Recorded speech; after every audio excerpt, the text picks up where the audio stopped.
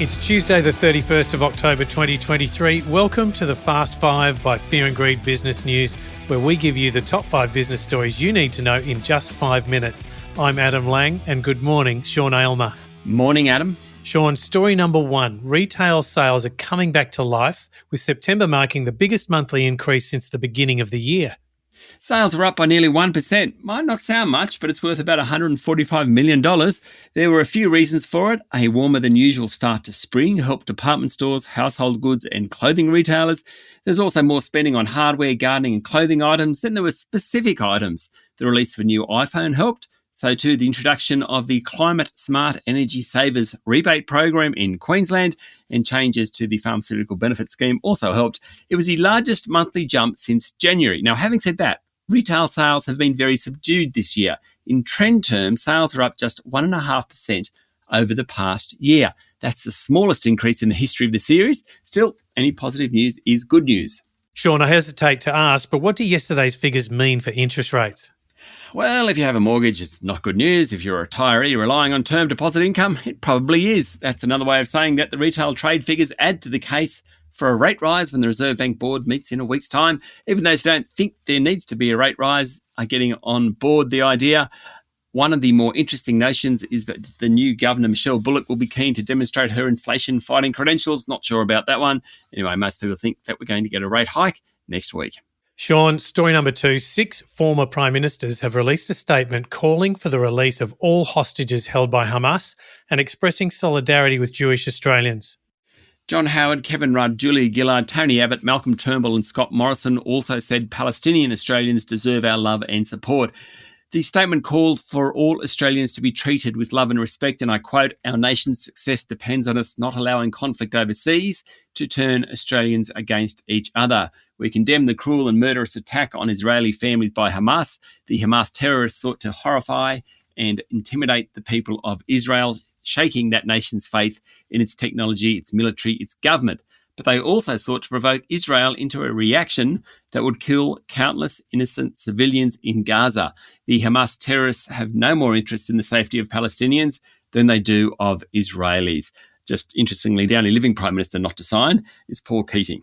Sean, story number 3, Qantas has defended the sale of 8,000 seats on flights that had already been cancelled, saying customers buy a bundle of flights, not a specific flight, when they book to travel. Surprise to us all. In documents filed with the federal court yesterday, the airline responded to the Australian Competition and Consumer Commission's claims that the national carrier had deceived customers when it sold the tickets. Qantas said it was not selling a particular flight, but rights consistent with Qantas's promise to do its best to get consumers where they want to be on time. When the competition regulator made its claim, the airline was already struggling with customer anger at cancelled or delayed flights, high airfares and poor service. Subsequently, Chief Executive Alan Joyce left. Richard Goyder, the chair, said he's going to step down.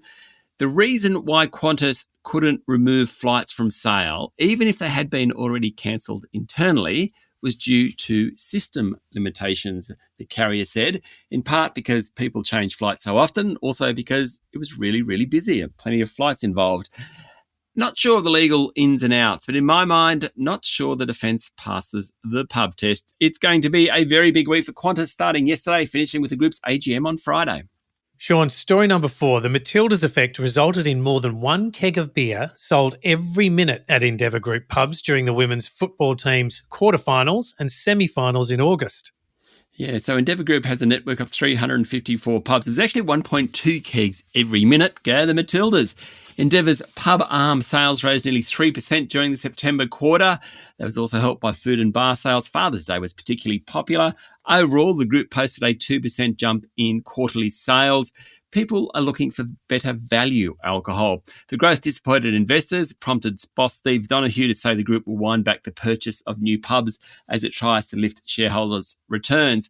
Now, of course, they've got 354 pubs. They also own about 1,700 liquor stores, think Dan Murphy's and BWS. Less spent on gaming. That's interesting.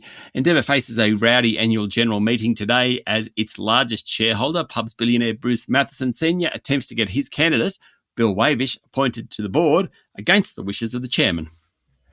Sean, story number 5, Ford Motor Company in Detroit has done a deal with the United Auto Workers, ending a 6-week strike, and part of the deal is record raises for workers. In fact, Ford will invest more than $8 billion to end the strike, and the union is calling it a huge victory. Let me lay out some of the details according to Bloomberg. A 25% raise over 4 years, 8 months. The end of wage tiers, which means the lowest paid workers will get an immediate pay rise of 88%.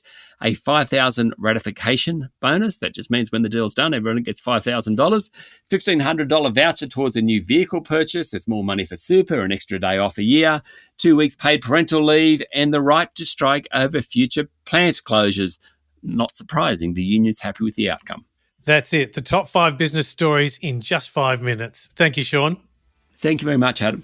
It's Tuesday, the 31st of October, 2023. Remember to hit follow on the podcast, and if 5 minutes isn't enough, then find our longer podcast called Fear and Greed on your favourite podcast platform. I'm Adam Lang, and that was the Fast 5 by Fear and Greed Business News. I hope you have a great day.